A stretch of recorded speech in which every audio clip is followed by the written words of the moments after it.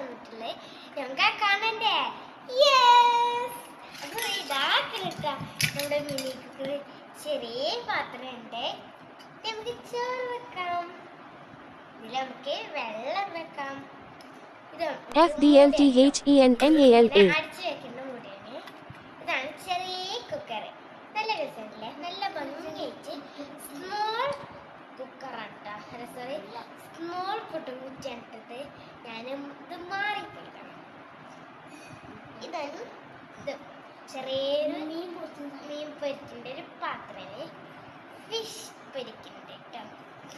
ഇത് നമുക്കറിയാലോ, ഒരു പാത്രം, ഓട്ടപാത്രത്തിൻ്റെ പോലെ ചെറിയ പാത്രം കേട്ടോ. നമുക്ക് ഇത് ചോറിനുള്ള പാത്രം, ഇത് നമുക്ക് ഭക്ഷണം കഴിക്കാനുള്ള പാത്രമാണ്.